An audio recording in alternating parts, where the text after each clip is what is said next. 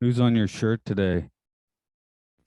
Oh, this is Derville Martin, the director of Dolomite. Okay, I got it right before you said Dolomite. Yeah, so Yeah, like he's I know that name. this is 6 degrees of Derville Martin. It's Ah, one of the podcasts I listen to, the Michaud Mission. Um, they are their their mission is to watch every black movie ever made. And so occasionally they will do like try and figure out how many degrees of separation Derville Martin has from the particular production. okay. Because yeah, when you say his name, you can't say the apostrophe. Well, I mean, I don't know exactly. I think you spell it with a apostrophe if I remember the Dolomite credits correctly. Yeah, We it's yeah, big capital D apostrophe, then capital U should R all V have I O. apostrophes in our name. Should make Yeah. that a thing. Yeah, well, we'll start. We can change our Zooms. Actually, I think I tried to change my Zoom name once, and it just went back to Matthew. Huh. Meh, Because meh. I mean, it's not a big deal. It's just like guess like a lot of people who podcast laugh, they just look at the Zoom screen to make sure they don't screw up. So I've been called Matthew more recently, which is Oh, fine, just different, right? sure, yeah. Like that is my Well, name, so whatever. Yeah. it is your name. Okay, I guess we'll plop into it. Take a Blink, blink. plop on down. Hello, this is Aural Hygiene. It's where we talk about caught films, experimental films, educational films. This is Matt here. We're talking about our own stuff today. We're jumping into the Gonzoriffic scene with Hmm, Andrew, the guy that does a yeah, lot of Gonzoriffic movies. that's right. Not all of them. It seems you got some outsourcing now, right? I mean, not when we Uh, made this one, but back now. yeah, no, last year we had our 20th anniversary. And so I started making movies again after you and I did them a lot when we were kids. I started that in earnest in 2001 with a movie called Pop Goes the Evil, which is on YouTube, the Gonzoriffic YouTube. And I did Cannibal Sisters the year after that. And then I just quit the band I was in the year after that and started doing movies a lot. And so um, I don't remember you had you already graduated and come back? I mean, how did you end up in PsychoVixens? We're talking about PsychoVixens now. Okay, yeah, today's movie PsychoVixens, the one we did Yeah. early 2004. Yeah, I'd Yes. already done the environmental education thing, so I'd worked in South Carolina and Maine and Canada a little bit, and then came back. Yeah, and moved in with our mutual friend Devin, who I was just kind of hanging around Athens. So I was like, I'll go hang around Athens for a while too. So Okay. Yeah. Devin went by Jimmy Pinkfinger in this movie, if I remember correctly. And PsychoVixens, by the way, listeners can watch on YouTube on the Gonzoriffic channel. Most of the old stuff is there for free. You can just check it out whenever. And so that one, so it was the first movie you and I had done since like the beginning of the 90s. yeah, I wonder if I think I don't know if I'd given you soundtracking music by that point or not. Maybe a little bit. I mean, I know you retroactively fit "Pop Goes the Evil" with Mhm. when it with my most audacious song "OPO," but that wasn't Yeah, there. That wasn't there originally. So, no, it um, wasn't. It was unlicensed music originally. yeah, it was actually Britney, wasn't it? Yes, it was Britney Spears because the film concerns someone who tries to be a werewolf, but instead becomes a were Britney Right. instead. So I don't know. I So mean, the that non was, sequitur is fine. I yeah. guess just for people getting in, could if you were putting if PsychoVixens was going to be on family time, prime time TV, what would the description be? Oh, the description is what would you say? Oscar Pilschmicker is a computer programmer of some kind who he's keeps to himself in an apartment, and troubles ensue when a gaggle of witches move into the apartment above his and try to get him to leave. I assume people argue they're Satanists. Yeah, I guess they are Yeah, Satanists. they That's they, true. they are. Most I think they are more Satanists in the end. But I'll make the same mistake and call them witches, because I mean, I guess Nah. it's a few. There's some shades of difference there. Just if someone's really wants to get into it. Oh gosh. Well, either I'm gonna offend Satanists or witches. Right. So we just defend them all on one lot, I guess. Yeah, there Like, we go. I apologize to all of them right now. but no, the genesis for this was living with Devin, and we did not have female Satanists living upstairs. We had drunken frat guys Ah, who it sounded like they were like wrestling at 4 a.m. and mhm. I remember because yeah, Devin went out to the back porch to have a cigarette, and there's like a stream of urine coming down from the balcony above. So That's true. so that That's kind of right. stuff. Yeah, so they were like pissing us off. So, but we were like, it's not like, I think you and I were kind of discussing something to do together, and I was like, that's not good. But what if we, alter that to fit your cast and the Gonzoriffic vibe and that sort of thing. So, I think I basically Yeah. just pitched the idea, and you liked it and wrote a script, and then you're like, okay, you're doing it with me. Oh, first you were just giving me the idea for the movie, and then I wrote a role for you. Is that what happened? I don't remember. Yeah, because I would never tell anyone I could act, and I've only been in like two of the. I mean, my music's in a lot of them, but I've only like been in two of them, right? Because I'm not what one would call an actor. I disagree. You and I began my our filmmaking experiments when we were still in, like, I think that was like elementary and junior high school at that point.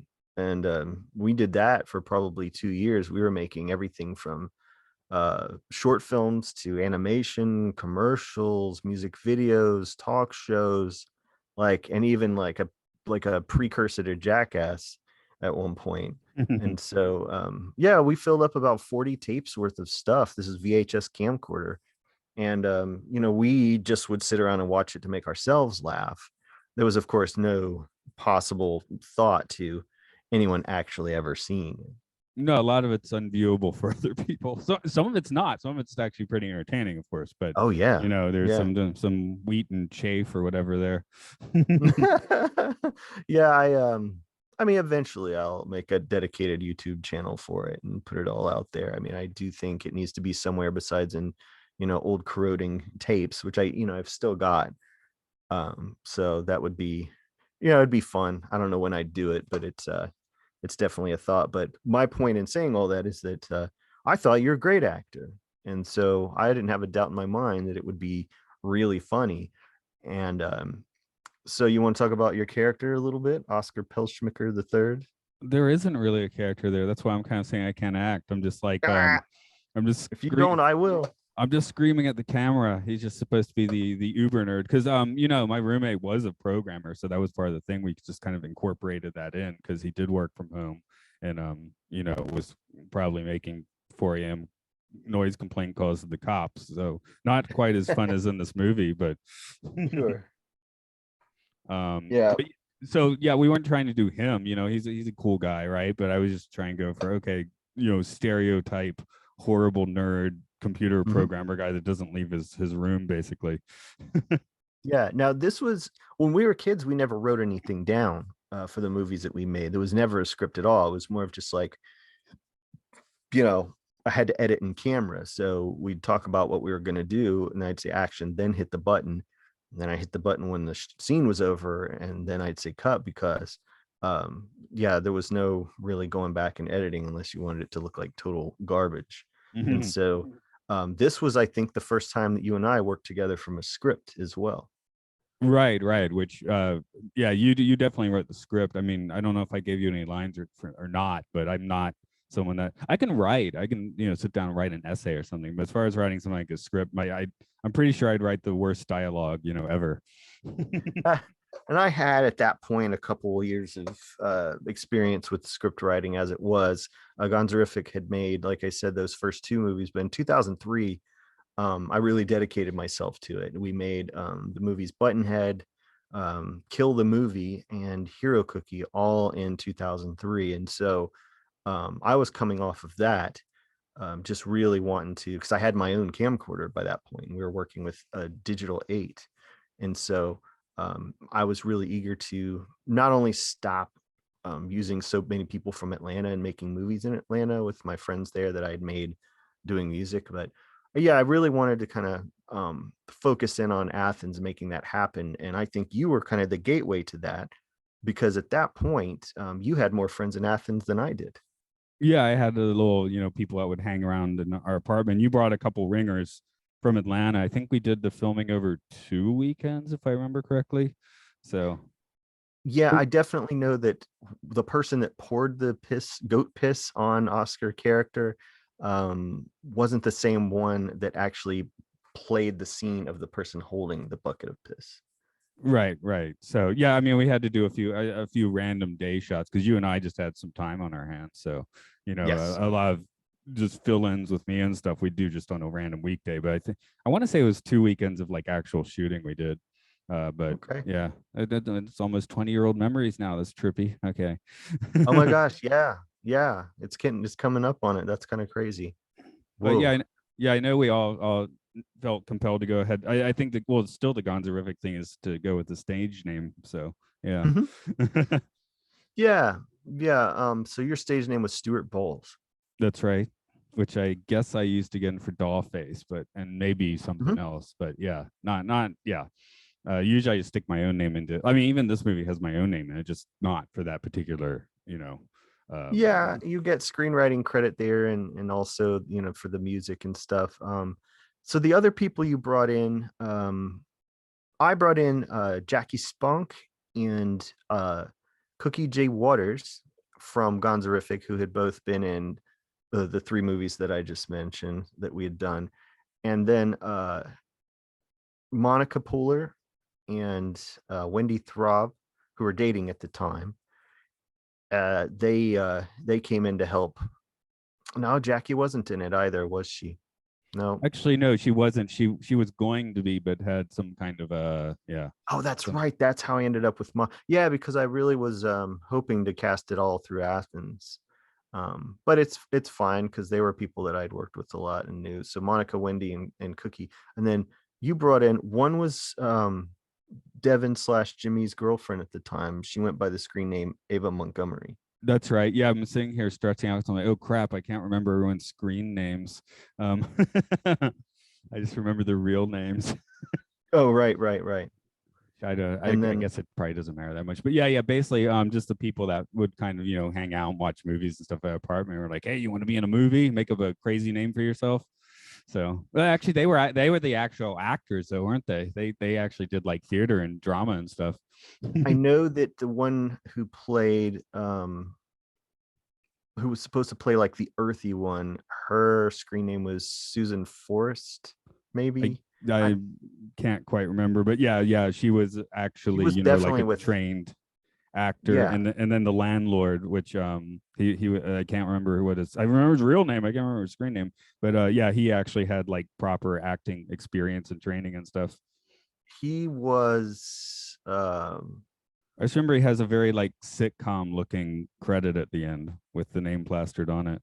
yeah, Looks like the wacky landlord, like a smash plate for the cast for the credits. yeah, he I want to say he looked a bit like Brendan Fraser. Yeah, we can go with that. Sure, why not? And so his name had something to do with Fraser, I think. But yeah, basically the people who actually had like proper acting experience had the smallest roles. Yeah, they did. And seemed to be a little bit more inhibited than the ones that I brought into, not counting you and Jimmy, of course. The two of you were bananas. Yeah, but well, yeah, I mean they were used to doing like actual like proper stage production, so we were throwing this insane shit on them, right? Yeah. Here pass the bloody tampon around. Yeah, welcome to the underground. I remember so Ava, I remember my first meeting with her wasn't the I didn't I got this weird impression that she thought I was just like some sort of a sicko, because I had brought over one of the other movies that I'd made, and she walked in on what was most certainly something gross, and she just sort of regarded it made a face, and I was hoping that she would want to sit and watch, but that didn't happen. She just left the room.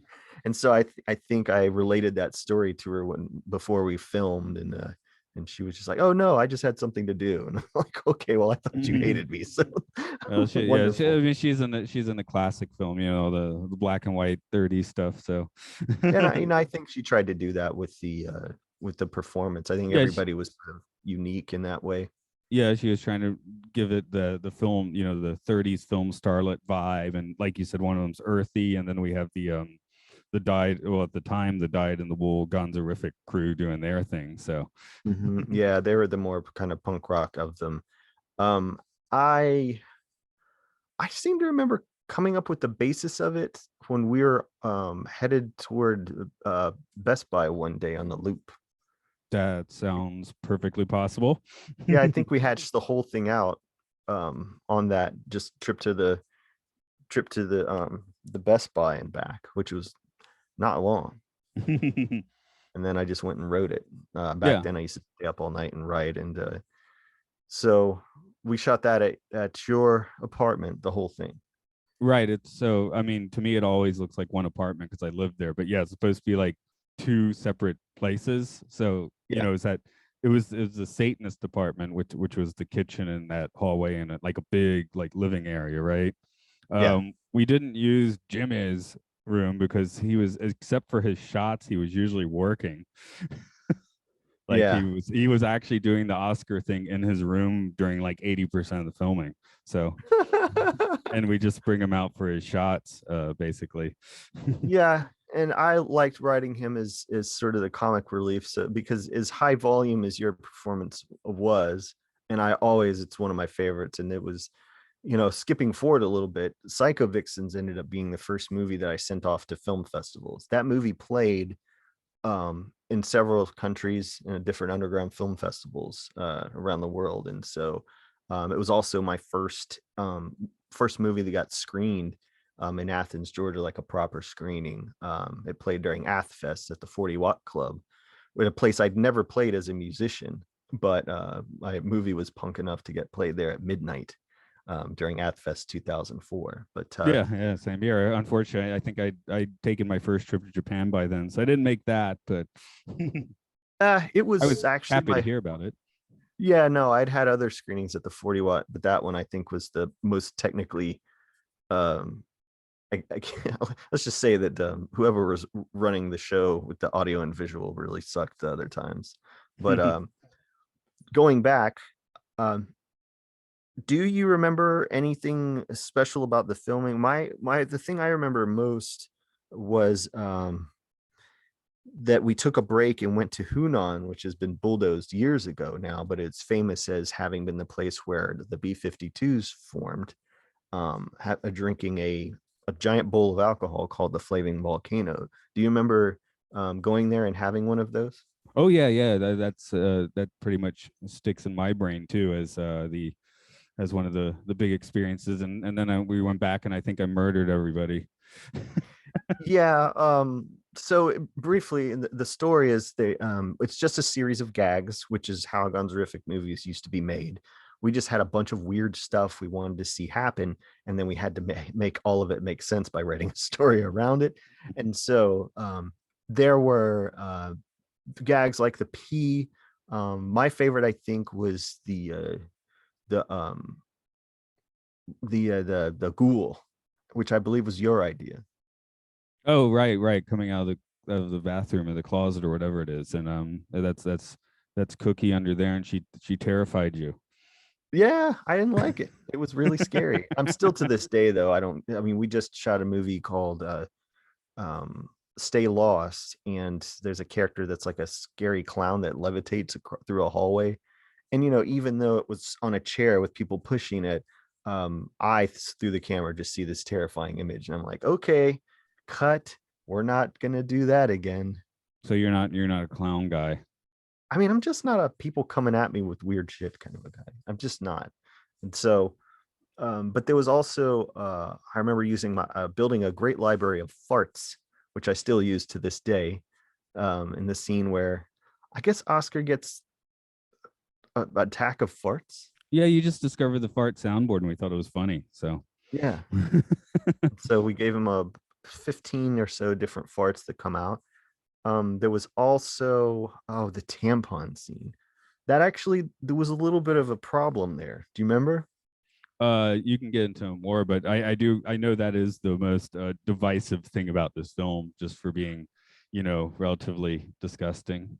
Yeah, lots of audiences that I saw it with, because again, it did play there, and I think it played at oh gosh, I don't even remember, a couple places in Atlanta. It played. I saw it at a couple different festivals, and without fail, every time that what's we called the tampon ritual happens, which is all the psychovixens sit around the table. So again, that's Monica, Ava, I'm going to say Susan Forrest, but I really can't remember her name, and then Wendy and the cookie. Is that everybody? There I were five. Yeah, And that so sounds about right. yeah, they all remove their tampons one at a time and squeeze them into a big silver goblet. And then they pass the goblet around and they Now all this is drink. removed from a small bag. We should just mention that that's where the tampon is removed from. It A was the small same one. bag. A small bag. Yes. Okay. Yeah. Yeah. And it had fake blood on it. And so everybody was supposed to interact with it in a way that their character would interact. And the conceit was that they were all on the same menstrual cycle. And so when it I wanted someone to actually just smell the tampon after they took it out of their body. And the person I gave to do that, I believe, was Susan, and she did not want to do it. And that was the theatrically the theater person, the Right. actual actor. Right. Because you were like, oh, it's earthy. It's an earthy thing to do. I thought so, yeah, because a lot of maybe the character also doesn't wear deodorant, just kind of simmers in their natural juice. And so I remember being a little shocked at that.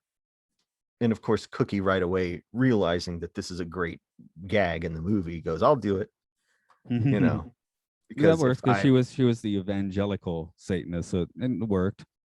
that was I think my favorite of them was the holy roller, but except for Satan instead of Jesus. And so she got to say things like sweet Satan. And I just made a lot of dialogue where they said things about Satan. And I was happy with Susan's performance.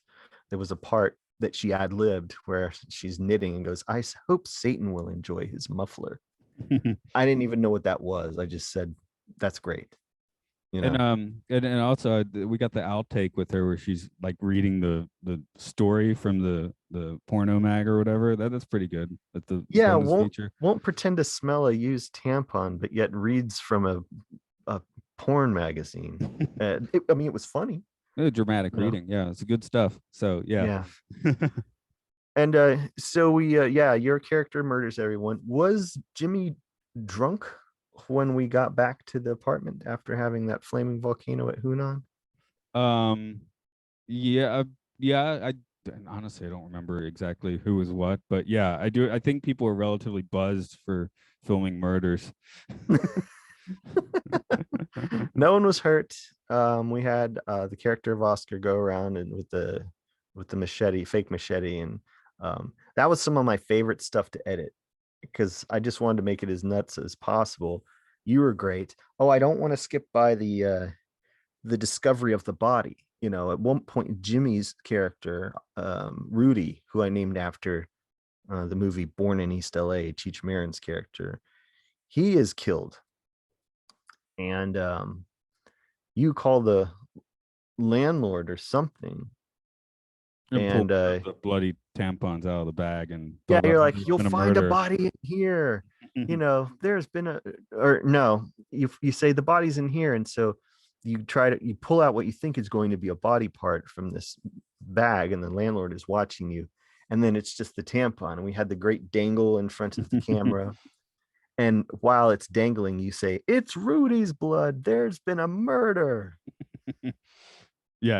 I mean, Just, I like that. I mean, I can't act, but yeah, I like that delivery there. So, I oh can mug for a gosh, camera, I guess is the thing.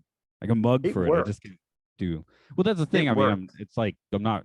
It's not like a character you would do any nuance anyway, right? You just, like you said, high No, I volume. mean, the model for making movies for me was always like, okay, well, I don't have a good microphone, so subtlety is not going to be something that we can afford. So everything had to be for the back row. I had to make sure everything was clearly said. I had to make sure I shoved the camera in people's faces so people could get a good look at what they're saying and get a clear reading. It wasn't a whole lot of long shots and someone conversation in a back room or something. I couldn't do it. I think It this just had to be. was once you'd gotten some proper lighting gear, though. I may have had, yeah, some work lights from the auto parts store, Right. and was hoping to light better because digital video just would break up if you shot in low light without just killing it with some lights. And I remember a lot of people ask me what sort of camera did I shoot it on, because apparently it had a better look than they thought Digital 8 could get. So I was pretty proud of myself given this sort of run and gun nature in which we made it. I just remember feeling very comfortable. I was really happy with how everybody was doing. And most of all, I was same as I am now, hoping that everybody's having a good time. Yeah. There's some fun facts. When I'm looking at the computer or the newspaper, I am reading my lines because my memory is made out of mush. I can't remember lines for my life. So anytime I had the chance to, Marlon Brando it and stick it on the baby's diaper, I do that. Yeah, we made a fake porn website called the Porno Machine. Oh yeah, that was a good one. Yeah. The music was actually, I thought of it like, like a what's the moon bouncy cart game from the early 80s. That's what I was thinking for the soundtrack, but nope, now it's a porno machine, so oh well. I do like that the sound, you can see the keyboards which I created the soundtrack with in the movie. It's got to be one of the few Right, movies where you can right. It's in actually the see the living room. soundtracking elements in the movie. Yeah, and the PsychoVixens are playing on it, like they're playing chopsticks and saying stuff about Satan. Right. Most I did with the synthesizer on the floor because it makes more interesting sounds. But yeah, you need the other keyboards as well. And yeah, all those trippy lights in there was just our normal lighting year round. Mm-hmm. Not the Christmas lights, man. No, it's I mean, from what I can remember, it cut together really, really easily. But one of my favorite things about it was the Tussin, and a Tussin is a character in the movie. How did we? Why did we? What was the deal of Tussin? We had heard that people were robo tripping, where they drink the cough syrup to get high, Mm-hmm. and we thought that was like funny, so we put It it in. is. We put it into the movie. Although, like, I think when we went to film at the bar, I think Devin decided to actually test the theory. So, No, okay. I had completely forgotten that we filmed at the Globe, downtown yes, Athens. that's correct. Uh, I think it was yeah, just that I think it was four of us. I was there, but I'm not on camera for any of that. But yeah, it was Ava, Jimmy, and you and me yeah, went pretty. there. I think that's all. I think so. That must have been like not the weekend shoot, but another time. Yeah, it's we got together separately just to do that scene. Uh, so the Globe, running around with a video camera inside a bar. This was pre, like, everybody's smartphone filming and stuff like that, and so we had a camcorder inside there. And I believe Jimmy went to the bar, or someone, I may have gone to the bar and tell him, hey, we've got a video camera in here. It's my buddy's last day in town, and this is his favorite place to go drink. And so he wanted to film himself in here. And they're like, cool, all right, go for it. So we didn't have a problem there. Later, in my career as a journalist, I relayed that story to the owners of the Globe. Were they like whatever? I thought it was cool. They're like, we'd like to see it. And I'm going, hey, I'm not sure you want to see it. yeah, no, I'm not disparaging the movie itself. I just, I don't want them to come back and go, you got to cut that out. We didn't sign no location release form. But I remember being very proud of that. And you and Jimmy did the two of you have a band at the time? Didn't you both make the music together or certain parts of it? The music playing in the background of that scene is not the bar music. I don't think they were even playing music at the bar. You dubbed in a song from our band. Yes. The rest of it I did on those synthesizers. So most of the music on this one I did by myself. But yeah, there is a song in the background there. And at the end, the Do the Tussin song is both of us doing that one. Unfortunately, that's all that exists of that song. What's at the end of the movie. I don't, somehow the original track got lost, which is a bummer. That is a bummer. I was looking for it. I put out that psychedelically violent album a few years ago, and I definitely wanted to put it on there, but it seems that the original track no longer exists. So it's just what's in the ending credits of the movie. Did you have me try to track it down and I couldn't find it either? I might have asked you. Yeah. So if you do track it down, tell me. But I'm pretty sure I asked you and you couldn't find it. But yeah. So that's one of my musical losses, I guess. Oh well. I just my sort of my feeling going back to it, I did release a 10th anniversary DVD of it, where I had put a lot of behind the scenes stuff on there. I think I'd done like an upscale remaster or something, made it look a little cleaner, but that sold out.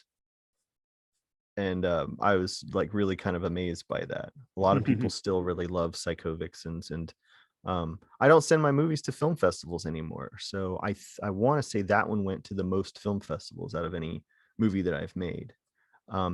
I do, speaking of post-production, I do remember this, mailing the tape, copies of it when it was done, out to some of the people involved. And nobody said anything. I must have said something. Oh, I wasn't. No, I mean, that's different. You and I probably watched like a couple of different drafts of it and stuff as I worked on it. But yeah, I'm thinking mostly of Susan Forrest. Oh, the Athens crew. Yeah. So maybe they just kind of wrote it off. Yeah, she was still in Athens, and I would see her occasionally socially. She wouldn't talk to me. I guess she did not enjoy the experience, unfortunately. I don't know. She's on my Facebook. I don't know. Now I did, speaking of Facebook, it's on some social media. At some point I did have a sort of a back and forth with Ava at one point. And I said, I never found out what you thought of the movie. And she was like, oh, it was great. I had a lot of fun doing it. And so that was very validating, because I didn't know them. And so I was like, are they having a good time? Or is this something they'd rather forget they did? You know what I mean? I was a little self-conscious about it at that time. But yeah, I went through a phase at least. I'm probably a little well, now I'm just like, like I'm older than a lot of people I work with, right? But I used to kind of make people watch this just as a little, like a psychic handshake, like, if deal with this movie if you want to know me. Yeah, I'm glad to hear that, because I use that as well. When Sam and I reconnected after having worked at Blockbuster together a decade earlier, I brought her, because she'd gone to film school, I brought her a couple of the Gonzoriffic movies, and PsychoVixens was one of them. And I was like, well, here's what I'm doing. And I fully expected her to be like, great, I don't want, what the hell is this? But not only did she jump aboard, she ended up starring in some of this, like for the next 5 or 6 years, she starred in a lot of the movies. So, yeah, I mean, I guess it's now, you make something like back then in 2004 or whatever, you actually send the tapes and don't get much response. Now, you post it to Facebook and you don't get much response or something, right? And sometimes you do. It's weird what gets a response and what doesn't, it's beholden to the way that the algorithm works. It's like one should see the newest things posted by the most visited people or the closest friends, or just in order of who does it. But Who knows? It ended up being on available on Blu-ray in a very limited edition for the first volume of what I called Mondo Gonzo. And so it just had a bunch of like I made HD versions of upscaled HD versions of a lot of the old movies and put them out. And so they had like the original commentary tracks that I'd recorded, plus the um like director commentary just with me. And I think you and I are on that one for PsychoVixens. I think you and I recorded that together. Oh, okay. I thought that was what this was. I guess I don't remember doing that. Oh well. It must have been like right after filming it, you know. So Well, that's when I tried to always do the commentaries because I felt like everything would be kind of fresh in our mind in terms of making it. I believe it has you and I and Jimmy and Ava all together that watching it. okay, that sounds likely because that's yeah, I still would have been living there at the time. So although I moved, Yeah. yeah, I think I left like 2 months after that. So I wasn't actually in that apartment that long, maybe about 9 months.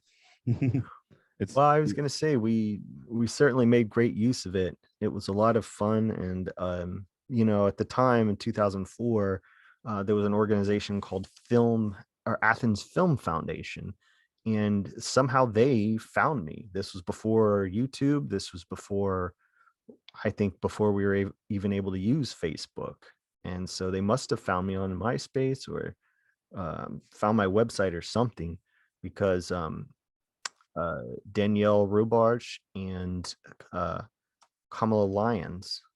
Kamala was the booking agent at Cine Theater.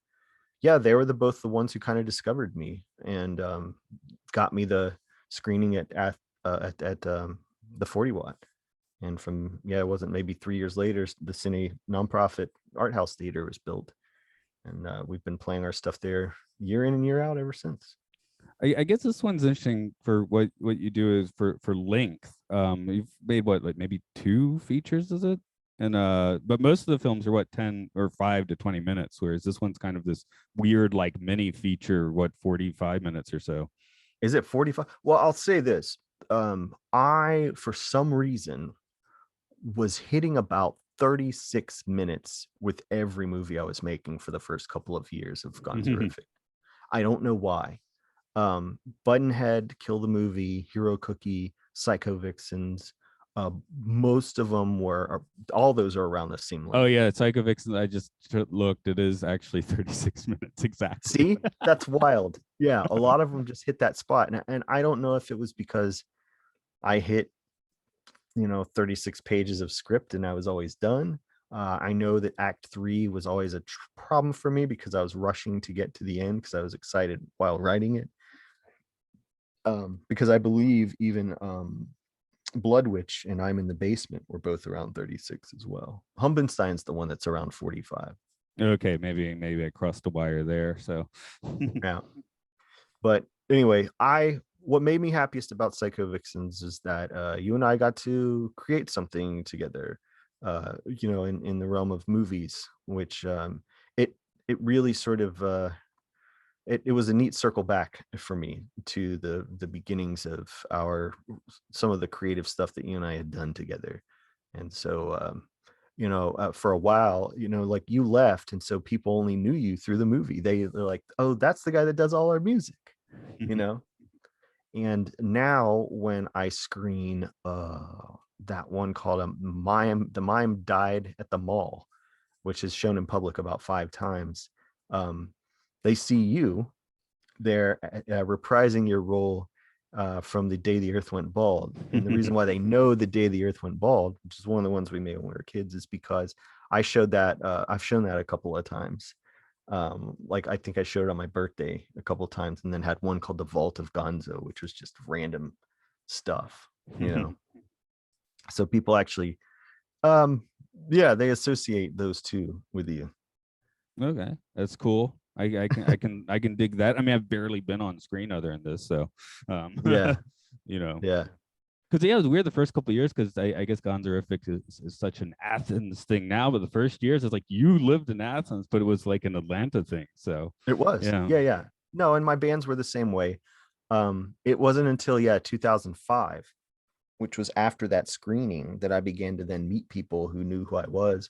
That screening did a lot for me locally. And so I began building a crew. It was Sam, who lived in Gainesville, but later lived in Athens. It was Teresa Farah, who lived in Athens, and her friends. And so, I would say around, by 2010, 2009, 2010, we were fully an Athens group. But it did take, it did take. I do run it like a band. I do think of it as a band. But that one's available on YouTube, and anybody could watch it. And all those early ones are on there. It was made, if anybody wants to know technical wise, this was shot on a high 8, digital 8 Sony camcorder that I bought with money I made doing a experimental asthma study, where I took a weird kind of dosage of the medicine Advair for asthma, and I made $500 with it and bought that, and no microphones, and just true like guerrilla style. But the movie ended up wonderful, and you can't really recapture that kind of style.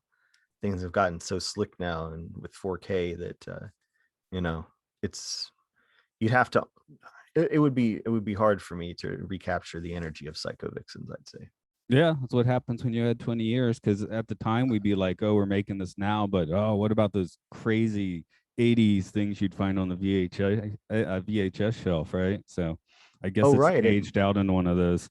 And people ask why I'm not in the movies more. I'm like, you don't understand.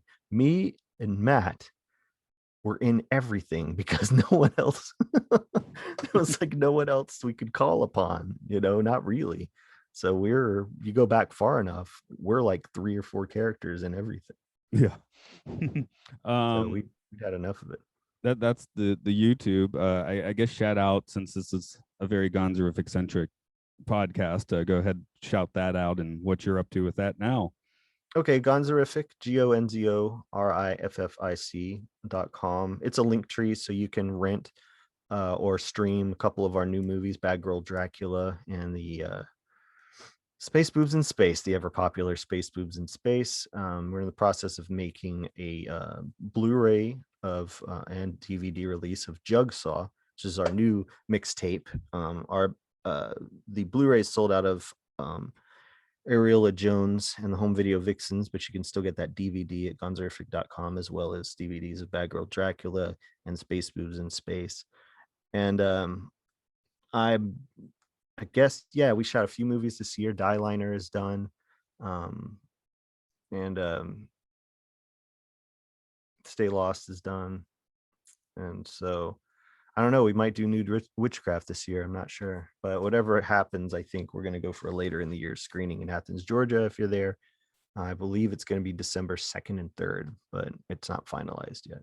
Oh, that's much later. Okay. Yeah. As for us, it's Aural Hygiene. We're Aural Hygiene Pod on Twitter and Facebook. You can Patreon us at Podcastius, where you're also here, me talking about sci-fi films in the Twilight Zone on Matt and Luke's Sci-Fi Sanctuary and Time Enough Podcast, Andrew sometimes as well, and a bunch of gamer stuff for Pokemon, Monster Hunter fans, that sort of stuff. All right. It's been a chat. I guess we're going to call the police on those frat boys. Or just throw goat piss on them. That's probably a better idea.